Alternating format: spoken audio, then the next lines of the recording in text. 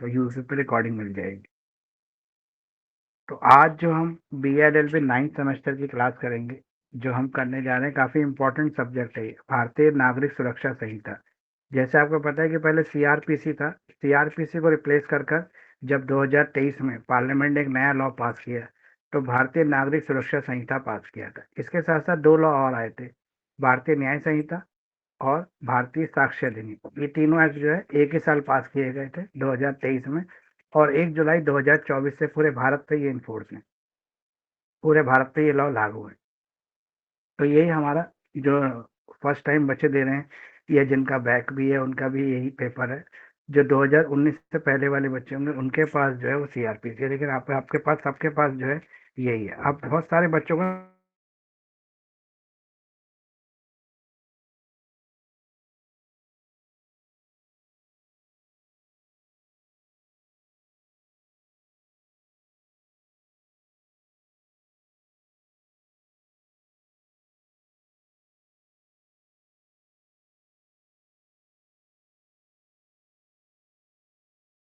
Date date देना है। ठीक है, थोड़ा सा नेटवर्क का इशू हो गया है अभी, तो वहां से आपको पता लग जाएगा कि कौन कौन सा आपको देना है और कैसे आपको देना है। अभी हम इस क्लास के अंदर तो पूरा बीएनएसएस को रिवाइज करेंगे। तो चलिए बीएनएसएस के रिवीजन शुरू करते हैं। भारतीय नागरिक सुरक्षा संहिता इसका नाम है। पहला जो इम्पोर्टेंट क्वेश्चन हम आज करेंगे, वो हमारा क्वेश्चन कहता है कि discuss the law relating to bail. Bail से जुड़े हुए जो प्रोविजंस हैं वो क्या क्या हैं, और बेल को कैसे डिफाइन करते हैं, और बेलेबल ऑफेंस और नॉन बेलेबल ऑफेंस में क्या फ़र्क है। ठीक है, ये सारे हम यहाँ पे डिस्कस करेंगे। सबसे पहले बेल क्या होती है। हमारा जो इंडियन कॉन्स्टिट्यूशन है वो एक चीज़ कहता है कि हमें जो है क्रिमिनल को ख़त्म करना नहीं है, हमें क्राइम को ख़त्म करना है। हमें क्रिमिनल को नहीं ख़त्म करना, हमें क्राइम को ख़त्म करना है।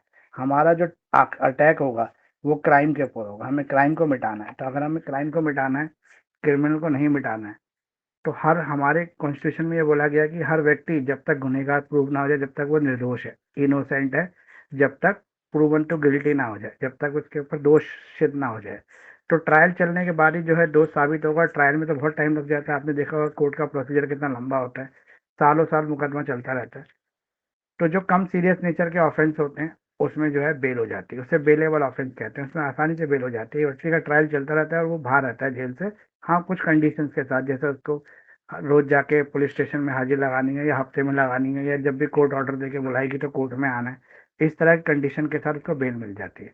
जो सीरियस नेचर के क्राइम होते हैं उसमें भी अगर कुछ क्राइम ऐसे होते हैं जो नॉन बेलेबल ऑफेंस है, तो वहां पर भी जब ट्रायल बहुत ही ज्यादा डिले हो जाता है, या कोई मिसकैरेज हो जाता है पुलिस की तरफ से चार्जशीट फाइल करने में या किसी और वजह से, तो वहां पर भी कोर्ट जो है बेल दे देती है।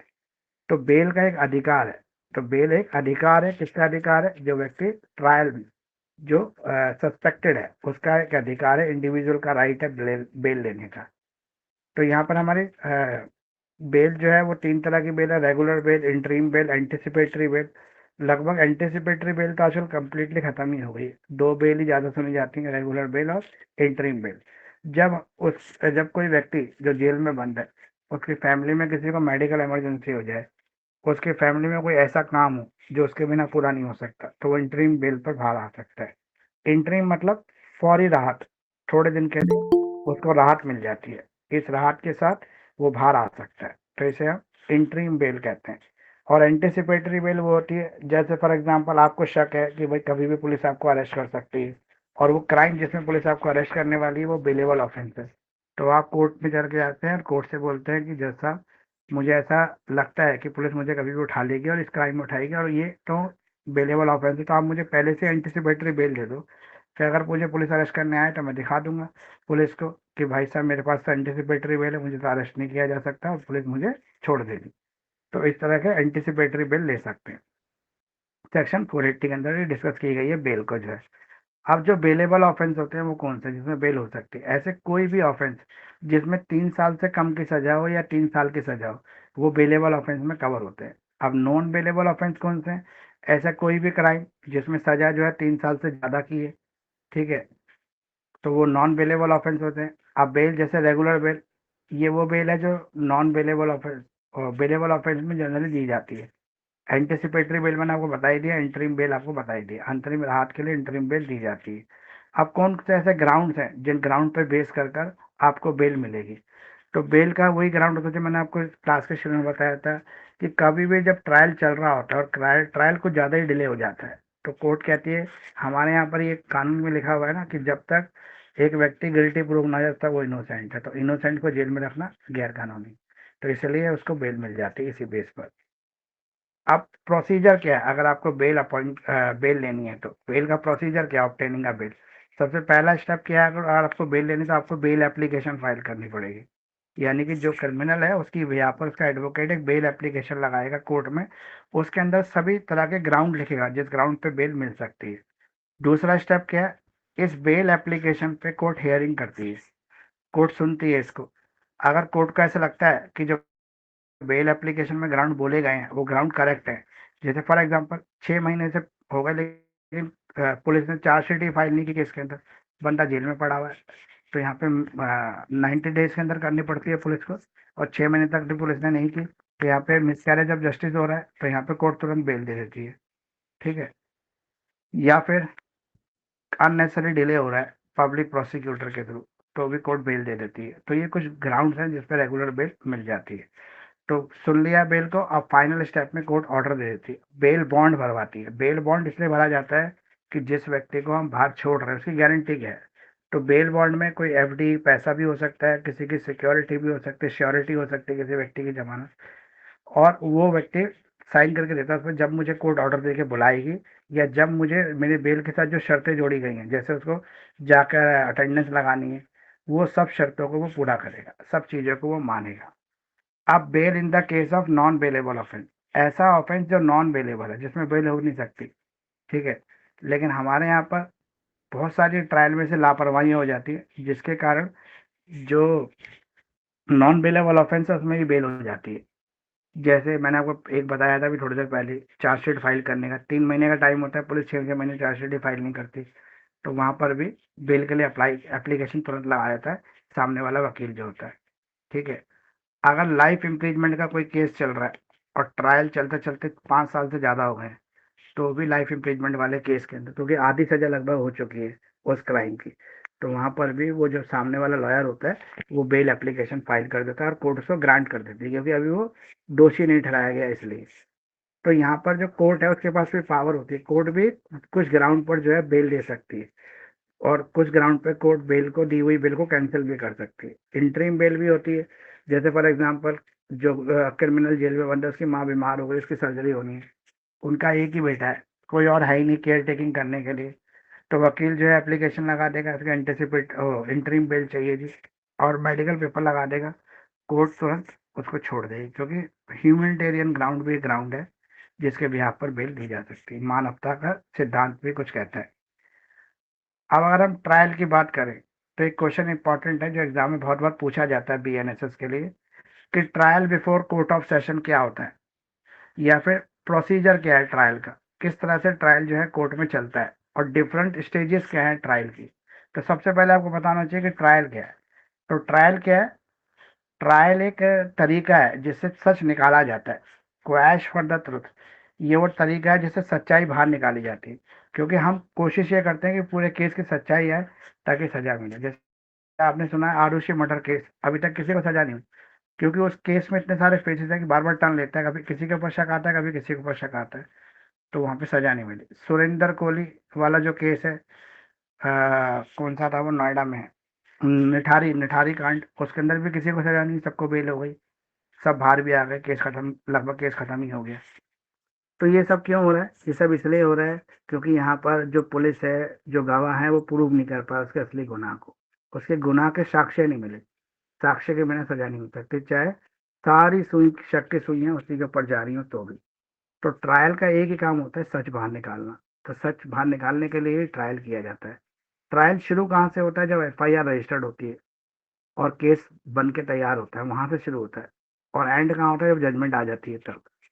इसमें कोर्ट का इंपॉर्टेंट रोल होता है चार्जेस को फ्रेम करना। पुलिस फैक्ट लेके आती है एफआईआर में, पुलिस कोर्ट के सामने फैक्ट रखती है, उस फैक्ट के ऊपर कोर्ट जो होती है वो लॉ लगाती है, और लॉ लगा लगा के उसको चार्जेस के रूप में बना देती है, यानी कि framing of charges, charges file करती है, और चार्जशीट पुलिस फाइल करती है। मतलब कोर्ट लॉ बताती है, फिर उसके ऊपर चार्जशीट लेके आती है पुलिस, और पुलिस चार्जशीट फाइल करती है। तो जब तक एक व्यक्ति गिल्टी प्रूव ना हो जाए तो हमारे यहाँ पर उसको इनोसेंट कहा जाता है, until until proven the guilty, तब तक वो इनोसेंट है, निर्दोष है। अब ट्रायल के टाइप्स क्या क्या है, जैसे सेशन ट्रायल, वारंट ट्रायल, समन ट्रायल, समरी ट्रायल, ये सारे हमारे ट्रायल है। ठीक है, इस सब ट्रायलों को आपको पढ़ना चाहिए। आपको एग्जाम में कोई भी ट्रायल को पूछ लेगा, किसी दो ट्रायल के बीच में डिफरेंशिएशन को भी पूछ सकता है आपको एग्जाम के अंदर। तो आपको लगभग सारे ट्रायल को पढ़ना होगा। समन ट्रायल सम्मन से शुरू होता है, इसमें सम्मन दे के विटनेस को बुलाया जाता है। वारंट ट्रायल में वारंट दिया जाता है, मतलब जहाँ पर ये शक होता है कि अगर इस व्यक्ति को पता लग जाए कि इसके अगेंस्ट केस चल रहा है तो ये भाग जाएगा, गायब हो जाएगा, दिखेगा नहीं। तो उस कंडीशन में क्या करते हैं, उसको सम्मन इशू कर देती है कोर्ट, सॉरी वारंट इशू कर देती है कि इस व्यक्ति को अरेस्ट करके कोर्ट के सामने पेश किया जाए। और जिसको पता होता है ये शरीफ आदमी है तो कहीं भागेगा नहीं, उसको सम्मन इशू किए जाते हैं। अगर मान लो एक व्यक्ति के पास सम्मन आया, उसने कोर्ट के सम्मन को एक्सेप्ट करने से मना कर दिया, तो अगली बार वारंट इशू करेगी कोर्ट, कहेगी भाई अब भी आ जाओ, अभी तो बेलेबल वारंट दे रही हूँ, अब भी कोर्ट नहीं आए तो फिर अरेस्ट वारंट दे दूंगी, नॉन बेलेबल, फिर आपको पुलिस कस्टडी में लेके आएगी। तो ये आपको सभी पढ़ लेने हैं ताकि आपको दिक्कत ना हो एग्जाम में। अगर हम बोले जैसे सेशन ट्रायल में कैसे शुरू होता है प्रोसीजर, तो सबसे पहले सेशन कोर्ट देखो, सबसे पहले ट्रायल कोर्ट में केस चलता है, यानी कि डिस्ट्रिक्ट कोर्ट में। जब डिस्ट्रिक्ट कोर्ट उस कोर्ट फैसला दे देती है तो वो चला जाता है सेशन कोर्ट में अपील के लिए। क्रिमिनल केसेस में ऐसे ही होता है, और यहाँ पे हम क्रिमिनल केस पढ़ेंगे, सिविल नहीं पढ़ेंगे। सिविल हमारा सीपीसी में कवर है, सिविल प्रोसीजर कोर्ट में कवर है। तो यहाँ पर हम सारा किसको पढ़ रहे हैं, यहाँ पर हम सारा पढ़ रहे हैं उसको, क्रिमिनल को। तो क्रिमिनल में सबसे सिंपल तरीका क्या है, सबसे पहले डिस्ट्रिक्ट कोर्ट में जाते हैं, ट्रायल कोर्ट फैसला देती है, उसके जजमेंट की अपील के लिए हम सेशन कोर्ट जाते हैं। फिर अगर हम सेशन कोर्ट के फैसले से भी संतुष्ट नहीं है तो एग्रीड पार्टी, जिसके ऊपर आरोप सिद्ध हो गए, जो दोषी करार दी गई, जिसको नुकसान हो रहा है, वो पार्टी हाई कोर्ट में जाती है फिर अपील के लिए। हाई कोर्ट में दो अपील फाइल हो सकती हैं, फिर सुप्रीम कोर्ट में जाती है, वहाँ पे फर्स्ट सेकंड अपील फाइल हो सकती है। उसके बाद राष्ट्रपति के पास मर्सी पटिशन लगाई जाती है, जैसे फर्ज हमारा लाइफ इम्प्रिजमेंट या फांसी की सजा में राष्ट्रपति के पास भी दया याचिका लगाई जा सकती है। तो ये सारा प्रोसेस पूरा होने के बाद ही एक व्यक्ति को सजा होती है। अगर वो व्यक्ति अपील में ना जाता है तो फिर तो सजा जल्दी हो जाएगी, लेकिन अपील में सभी चले जाते हैं, क्योंकि डिले हर कोई करना चाहता है, बचना चाहता है, अपने गुनाह तो कर दिया लेकिन अब उससे बचना चाहता है फिर सजा से। तो सेशन ट्रायल में सबसे पहले जो निचले कोर्ट ने डिसीजन दिया है उसके ऊपर सुनवाई होती है, उसके बाद फिर आगे। ठीक है, आपको ये भी पढ़ना पड़ेगा कि सेशन का ट्रायल में किस तरह से शुरू होता है प्रोसीजर, किस तरह से उस प्रोसीजर के ऊपर चार्जेस फ्रेम किए जाते हैं, एविडेंसेस आते हैं। एविडेंस के बाद नेक्स्ट स्टेज जो आती है, वहाँ पे एक्यूज को एग्जामिन किया जाता है। फिर डिफेंस के एविडेंस आते हैं, फिर डिफेंस के एविडेंस के बाद दोनों पार्टी फाइनल आर्ग्यूमेंट करती हैं। आर्ग्यूमेंट के बाद फिर कोर्ट जो होती है फाइनल जजमेंट देती है, और जजमेंट के बाद पोस्ट जजमेंट में क्या होता है, वो अपील में जा सकते हैं। अगर हम वारंट ट्रायल की बात करें तो वारंट ट्रायल का प्रोसीजर क्या है, वारंट इशू होता है, कोर्ट वारंट इशू करके उस व्यक्ति को कोर्ट में लाने के लिए बोलती है, उस व्यक्ति को कोर्ट में लाया जाता है। ठीक है, और लाने के बाद उसके ऊपर चार्जेस फ्रेम किए जाते हैं, फिर वो अपनी तरफ से जो है सफाई देता है, फिर उसके एविडेंस आते हैं, फिर दोनों पार्टीज के बीच में आर्ग्यूमेंट होता है, उसके बाद फाइनल जजमेंट आ जाता है। तो ये तीनों ट्रायल जो है, ये तीनों ट्रायल आपको करने हैं, वारंट ट्रायल, सम्मन ट्रायल। ठीक है, ये सभी ट्रायल आपको करना जरूरी है, एग्जाम में कोई भी ट्रायल आपसे पूछ सकता है। एक और इम्पोर्टेंट क्वेश्चन जो बीएनएसएस के अंदर बनता है, भारतीय नागरिक सुरक्षा संहिता के अंदर, वो है मेंटेनेंस। हम कब क्लेम कर सकते हैं मेंटेनेंस, देखो मेंटेनेंस कौन कौन मांग सकता है। तो मेंटेनेंस एक्ट हमने पढ़ा था, Hindu maintenance act, adoption and maintenance act पढ़ा था जब हम सेमेस्टर फिफ्थ में थे तब। तो मेंटेनेंस मांगने का अधिकारी कौन कौन है, तो मेंटेनेंस मांगने का अधिकारी एक तो वाइफ है, वाइफ मेंटेनेंस मांग सकती है अपने हस्बैंड से। बच्चे मेंटेनेंस मांग सकते हैं जो माइनर चाइल्ड है, अपने पिता से, माता से। ठीक है, बूढ़े माँ बाप, एल्डरली पेरेंट्स भी मांग सकते हैं अपने बच्चों से, मेंटेनेंस मांग सकते हैं। डिपेंडेंट्स, जैसे कोई पागल, बीमार, लाचार व्यक्ति किसी के ऊपर डिपेंड है, अपने भाई के ऊपर, बहन के ऊपर, माँ बाप के ऊपर, तो वो उससे भी मेंटेनेंस मांग सकता है। तो ये तो मेंटेनेंस के अधिकारी हो गए, जिनको मेंटेनेंस के अधिकारी बोला। अब प्रोसीजर क्या है अगर आपको मेंटेनेंस मांगना है तो, अब जनरली आपने सुना भी होगा, जैसे डाइवोर्स पिटिशन फाइल करती है वाइफ, तो डाइवोर्स पिटिशन जैसे ही फाइल करेगी तो क्या होगा, साथ साथ वो मेंटेनेंस की एप्लीकेशन भी लगा देगी। मेंटेनेंस के लिए बोलेगी, मैं तो भाई कोई काम करती नहीं, तो मेरा पति मेरे केस का भी खर्चा उठाए और मुझे हर महीने कुछ खर्चा दे, ताकि मैं अपना जो छोटे जरूरत की चीजें उसको पूरा कर सकूं। तो क्लेम कर सकती है वाइफ मेंटेनेंस। ये मेंटेनेंस वाइफ, चिल्ड्रन, पेरेंट्स सभी क्लेम कर सकते हैं, जिसको मैंने आपको बताया है। वो सब लोग अपने जीवन की नेसेसिटीज के लिए मेंटेनेंस क्लेम कर सकते हैं। ठीक है, वाइफ भी कर सकती है, बच्चे भी कर सकते हैं, माँ बाप भी कर सकते हैं। इस मेंटेनेंस के अंदर उनकी जो भी जरूरी लाइफ की चीजें हैं वो सारी इसके अंदर कवर होती हुई वो सब चीजों को मांग सकते हैं मेंटेनेंस में। एक मेंटेनेंस को जब कोर्ट जज करती है तो इसके लिए कोई फिक्स पैसा नहीं बताया है कोर्ट में। ये नहीं बताया गया है कि मेंटेनेंस में 5,000 महीना देना है कि 20,000 महीना देना है। देने वाले की पॉकेट और लेने वाले का लाइफ, उसकी नेसेसिटी को देखा जाता है कि वो किस नेसेसिटी से मांग रहा है। उसी के ऊपर कोर्ट डिसाइड करती है अमाउंट को। मेंटेनेंस मंथली भी हो सकता है, ईयरली भी हो सकता है, वन टाइम भी हो सकता है। इसको भी कोर्ट डिसाइड करती है। ठीक है, अगर बच्चे हैं तो बच्चों के एजुकेशन का भी मेंटेनेंस हो सकता है, बच्चों की वेलबींग का भी हो सकता है। ठीक है, और भी तरह के मेंटेनेंस हो सकते हैं। तो मेंटेनेंस कई तरह के यहाँ पे बताए गए हैं इंडियन भारतीय नागरिक सुरक्षा संहिता के अंदर। तो मैंने आपको ये बता दिया कौन कौन मेंटेनेंस लेने का अधिकारी है, किस तरह से मेंटेनेंस को क्लेम किया जाता है। मेंटेनेंस को क्लेम करने के लिए हमारे पास सेक्शन 145 है भारतीय नागरिक सुरक्षा संहिता का, जहाँ पे हम मेंटेनेंस को क्लेम कर सकते हैं। ठीक है, अगर किसी ने मेंटेनेंस के ऑर्डर को नहीं माना तब क्या हुआ। हस्बैंड को ऑर्डर दे दिया कोर्ट ने कि हर महीने वाइफ के खाते में 10,000 रुपये डालने हैं, हस्बैंड नहीं डालता है तो कोर्ट एनफोर्समेंट ऑफ मेंटेनेंस करवा सकती है। मतलब वाइफ जो कोर्ट जाएगी, बोलेगी कि जैसा आपने तो ऑर्डर दिया था मेंटेनेंस का, लेकिन मेरा हस्बैंड तो मेंटेनेंस दे नहीं रहा, अब मुझे कैसे मेंटेनेंस मिलेगी। तो कोर्ट एनफोर्समेंट के ऑर्डर देती है। उसमें उस व्यक्ति के बैंक अकाउंट को लिंक किया जा सकता है, उसका डेबिट क्रेडिट कार्ड दिलवाया जा सकता है जिससे वो हर समय हर महीने पैसे निकाल सके, या फिर उसकी प्रॉपर्टी को जब्त किया जा सकता है। उस प्रॉपर्टी को सेल करके कोर्ट उसका पैसा पूरा करवा सकती है मेंटेनेंस का। तो ये आपका जो है मेंटेनेंस मैंने लगभग पूरा कंप्लीट करा दिया। अगर हम फ्रेमिंग ऑफ चार्जेस की बात करें तो कहीं भी हम अगर क्राइम को देखें या क्रिमिनल एक्टिविटी को देखें तो सबसे इम्पोर्टेंट काम होता है फ्रेमिंग ऑफ चार्जेस। चार्जेस को फ्रेम करना सबसे इम्पोर्टेंट चीज़ है। अब ये चार्ज को कैसे फ्रेम करते हैं, कैसे इन चार्जेस को लगाया जाता है। अब चार्ज होते क्या है, एक एक व्यक्ति के ऊपर जो भी आरोप लगाए गए हैं, ठीक है, वो सारे चार्जेस है। अब इन सारे चार्जेस के अंदर जो है वो आरोप ऐसे आरोप नहीं है जैसे मेरा हस्बैंड मेरे को प्यार नहीं करता, ये कोई आरोप नहीं है। मतलब आरोप है सामाजिक भाषा में, लेकिन लीगली कोई आरोप नहीं है। इसमें उन ऑफेंसेस को इंक्लूड किया जाता है जो वायलेशन ऑफ लॉ है, जो किसी भी लॉ का वायलेशन कर रहे हैं उनको इंक्लूड किया जाता है, उसे चार्ज कहते हैं।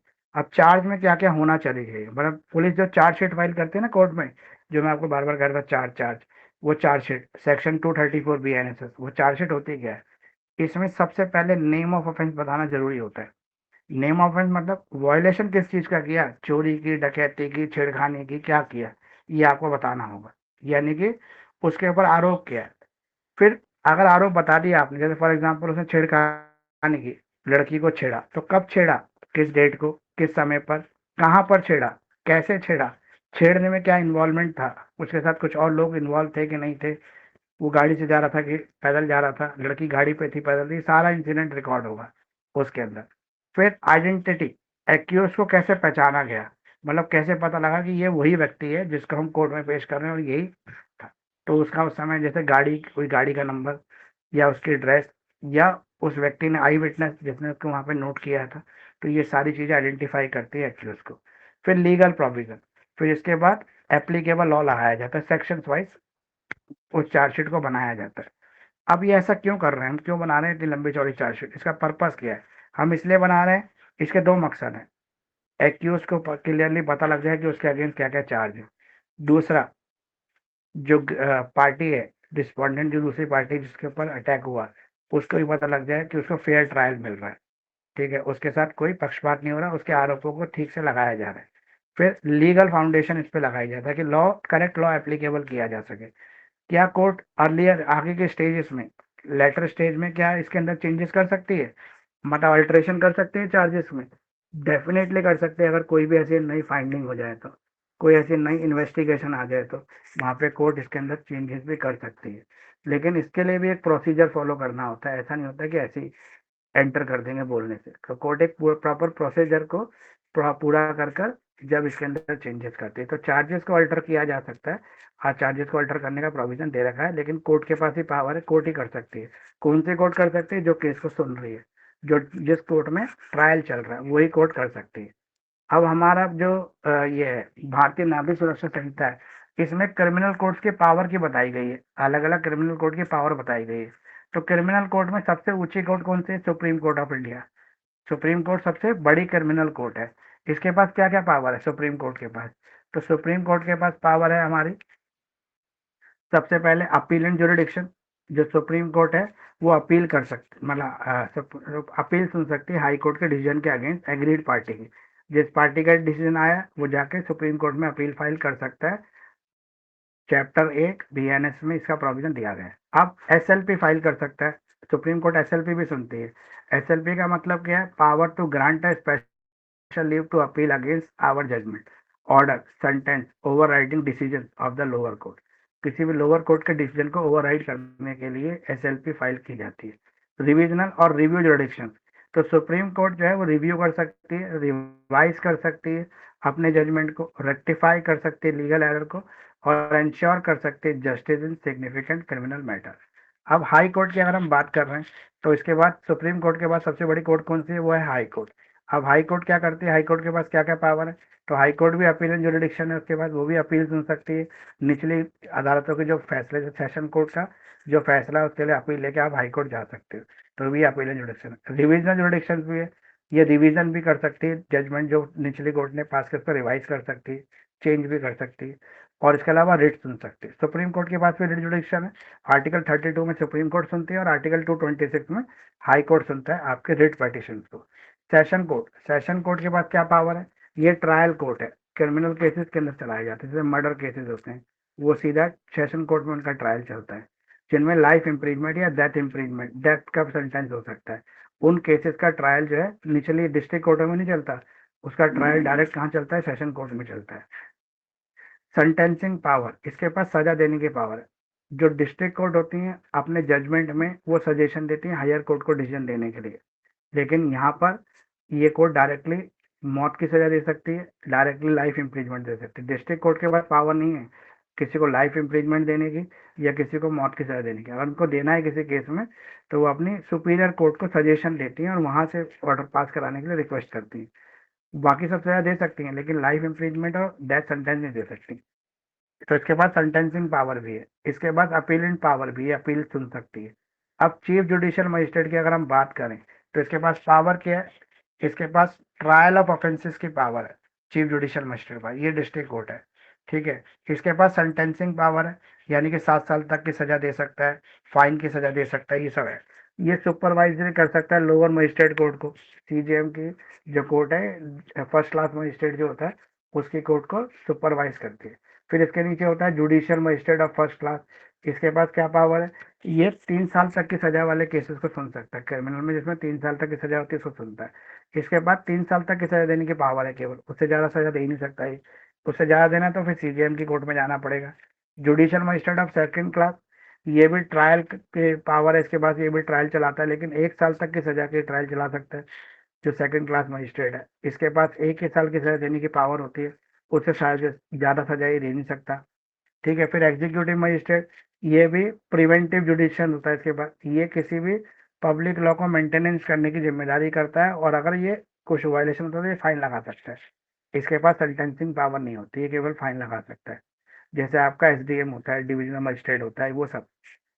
अब जो ये हो गया आपका, इसके बाद अरेस्ट। अरेस्ट भी एक इम्पॉर्टेंट टॉपिक है, अरेस्ट भी आपको एग्जाम में बहुत बार पूछ लेता है कि अरेस्ट कैसे किया जाता है और किस किस कंडीशन में एक व्यक्ति अरेस्ट हो सकता है। तो प्रोविजन क्या दिए मैं बीएनएस के अंदर अरेस्ट के जो प्रोविजन है उनको प्राइमरी स्ट्रक्चर किया गया है बीएनएसएस के अंदर। इसमें अरेस्ट के बारे में बताया गया कि अरेस्ट 2 तरह का है, एक वारंट अरेस्ट और एक प्रिवेंटिव अरेस्ट। मतलब किसी से अगर खतरा हो समाज को, सोसाइटी को, धर्म युद्ध छिड़ सकता हो, मतलब 2 धर्म आपस में लड़ रहे हो उस व्यक्ति की वजह से, तो उसको प्रिवेंटिव अरेस्ट किया जा सकता है, मतलब डिटेन किया जा सकता है कुछ समय के लिए। और अगर किसी के खिलाफ कोर्ट वारंट इश्यू करती है तो उस वारंट पर उस व्यक्ति को अरेस्ट किया जा सकता है। तो पहला जो अरेस्ट बताया गया है वो सेक्शन 35 में बताया गया, अरेस्ट विदाउट वारंट, जहाँ पे बिना वारंट के अरेस्ट किया जाता है किसी भी रीजनेबल ग्राउंड पर, जहाँ पे ये शक हो कि अगर इस व्यक्ति को अभी तुरंत अरेस्ट नहीं किया गया तो ये बड़ा बवाल कर देगा, किसी की हत्या कर देगा, मर्डर कर देगा, या कोई भी खतरा हो सकता है किसी और को, तो उसको तुरंत अरेस्ट करा जा सकता है बिना वारंट के भी। प्रिवेंटिव अरेस्ट, ये भी वही लगभग वही है, पब्लिक सेफ्टी के लिए इसमें अरेस्ट करने का प्रोविजन है। अरेस्ट विद वारंट, जब कोर्ट किसी के खिलाफ वारंट इश्यू करती है तो वारंट पे उसको अरेस्ट किया जा सकता है। Arrest for non compliance with maintenance order, section 147 कहता है कि अगर कोई कोर्ट के ऑर्डर को नहीं मानता है तो उसको अरेस्ट किया जा सकता है। मेंटेनेंस ऑर्डर, जैसे फॉर एग्जांपल कोर्ट ने वाइफ को पैसा देने के लिए बोला, व्यक्ति ने पैसा दिया ही नहीं वाइफ को, तो उस कंडीशन में उसको अरेस्ट किया जा सकता है। अब अरेस्ट में कितने तरह के अरेस्ट हैं, जैसे पुलिस ऑफिसर अरेस्ट कर सकता है, ठीक है, ये 35 के अंदर बताया गया, 82 में बताया गया बीएनएस में। अरेस्ट प्राइवेट पर्सन भी कर सकता है जिस कंडीशन में कहीं पे खतरा हो। फॉर एग्जाम्पल एक व्यक्ति को ये पता लगा कि अगर ये व्यक्ति बाहर निकला तो ये किसी का मर्डर कर देगा, तो वो उसको कमरे में बंद कर सकता है, उसके पास अब वो भी अरेस्ट है, डिटेन करना, उसको रोक सकता है, उसको बांध के रख सकता है। तो इस तरह के प्राइवेट पर्सन भी अरेस्ट करने के अधिकार है। Arrest by magistrate, magistrate order देके अरेस्ट करा ही सकता है। प्रिवेंटिव अरेस्ट मैंने आपको ऑलरेडी बता ही दिया है। ठीक है, ये हो गए हमारे अरेस्ट। ये अरेस्ट की जो प्रोविजन है ये आपको पूरे करने पड़ेंगे। ठीक है, किस किस तरह से अरेस्ट का प्रोसेस होता है, कैसे अरेस्ट करते थे। फॉर एग्जाम्पल एक व्यक्ति को अरेस्ट कर लिया, तो अरेस्ट करने वाले व्यक्ति को सबसे पहले ग्राउंड्स बताने पड़ेंगे कि आपको किस ग्राउंड पर अरेस्ट किया गया है।